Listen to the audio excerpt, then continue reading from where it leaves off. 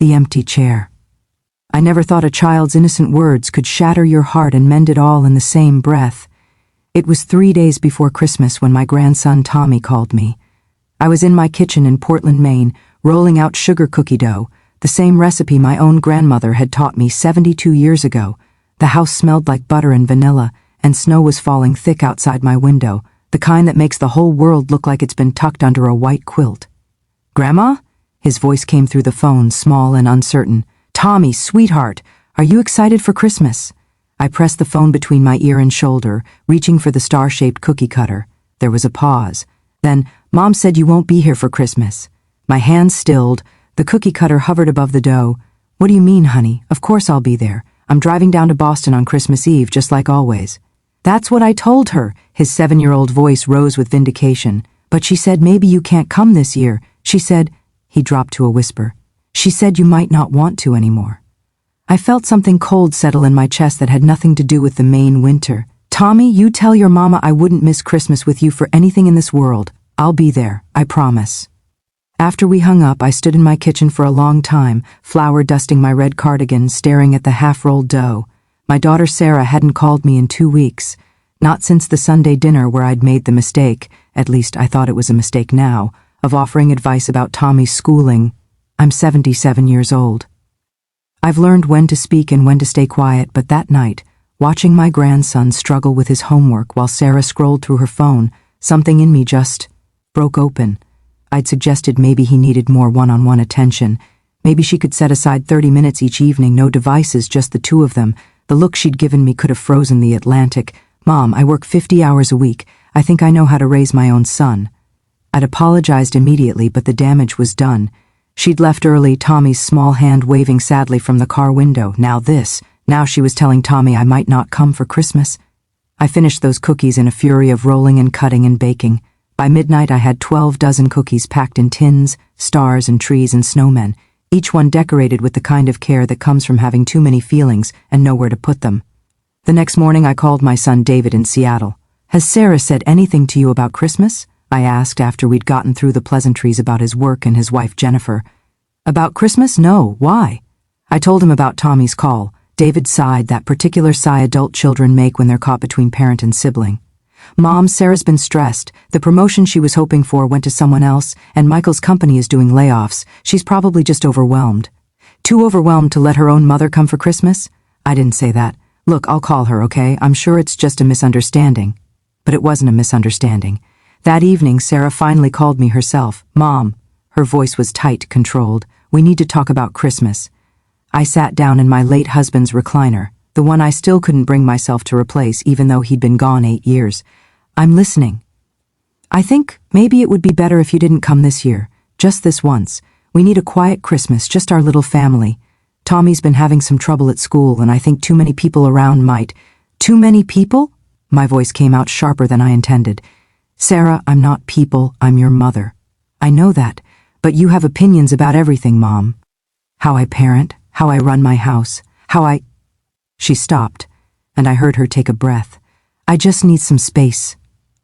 After she hung up, I sat in that recliner as the early winter darkness filled my living room. The Christmas tree I'd put up the week before twinkled in the corner, a small, modest thing, because what's the point of a big tree when you're alone? I thought about calling her back, fighting harder, explaining that I'd just been trying to help, but I'm old enough to know that sometimes the harder you hold on, the more you push away. That night, I couldn't sleep.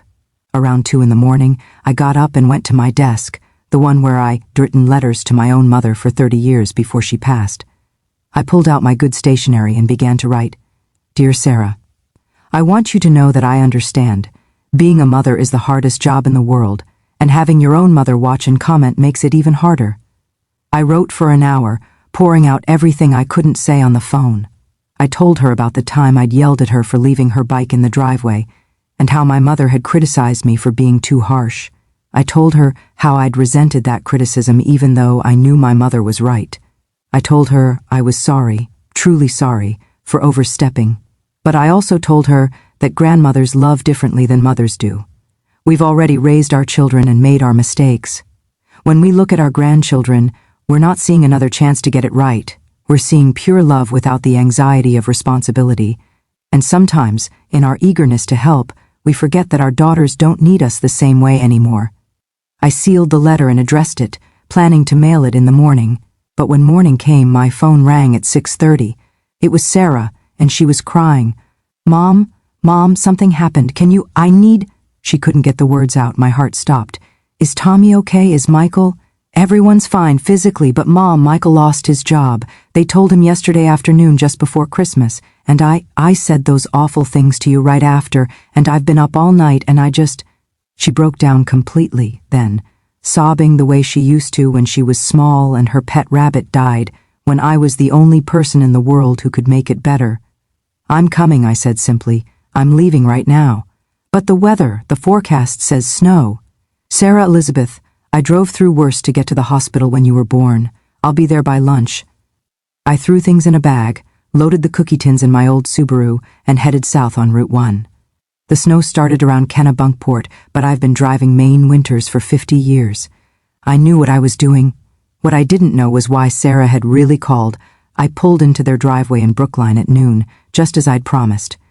Sarah opened the door before I could knock, her face blotchy from crying, but behind her the house was dark. No Christmas lights, no tree in the window. Mom, she whispered, come see. She led me to Tommy's room. He was sitting on his bed, still in his pajamas, holding a drawing. When he saw me, his face lit up like I'd hung the moon.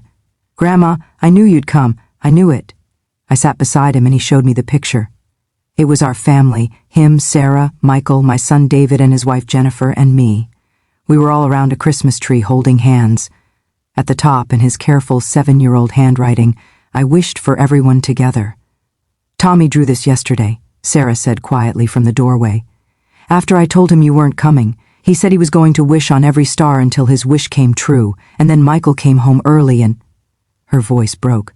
I realized I was about to ruin Christmas over my own pride, over being too stubborn to admit I need help. I pulled Tommy close, breathing in his little boy smell of syrup and sleep. Your mama's right here, T. Mommy, she didn't ruin anything. But Sarah shook her head.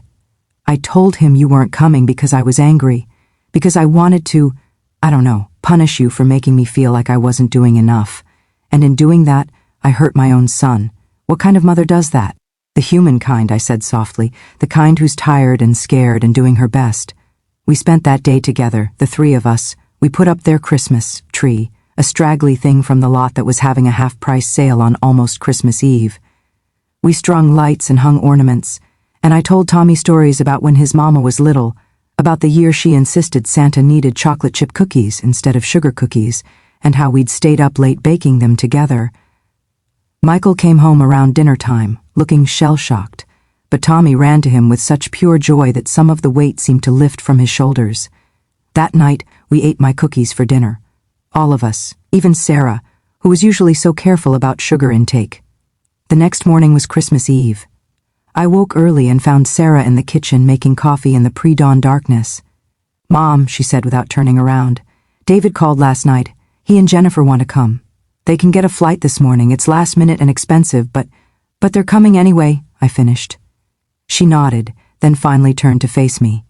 In the dim light, she looked so much like the little girl who used to climb into my lap with her hurts and fears. How did you do it? She asked. Raise us and work and manage everything? How did you make it look so easy? I laughed, a sound that surprised us both. Easy? Sweetheart, I was terrified every single day. I yelled too much, worried too much, held on too tight and let go too fast. I made 1,000 mistakes. But we turned out okay. You turned out better than okay. You turned out remarkable. And you know why? Not because I was perfect, because I loved you even when I got it wrong. She came to me then, and we held each other the way mothers and daughters do when words aren't quite enough. That Christmas was the best one I can remember. David and Jennifer arrived with their suitcases and their own bag of gifts. We cooked together in Sarah's small kitchen, bumping into each other and laughing. We played games that Tommy won by cheating in the most obvious ways. We told stories and sang off-key carols and just were together. On Christmas morning, Tommy opened his gifts with the kind of wild joy that only 7-year-olds can muster. But when he was done, he came to me with something wrapped in newspaper comics. I made this for you, Grandma, before Mom said you weren't coming. I'm glad I still get to give it to you. Inside was a frame he'd decorated with painted macaroni and glitter.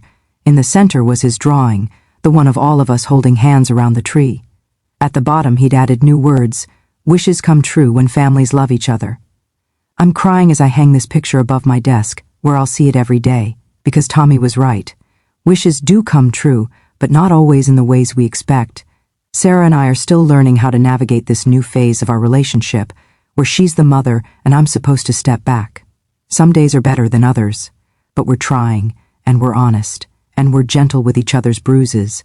Michael found a new job 2 weeks after Christmas, something even better than before. Sarah still works too hard, but she calls me now when she needs to talk. And Tommy, he still draws pictures of all of us together.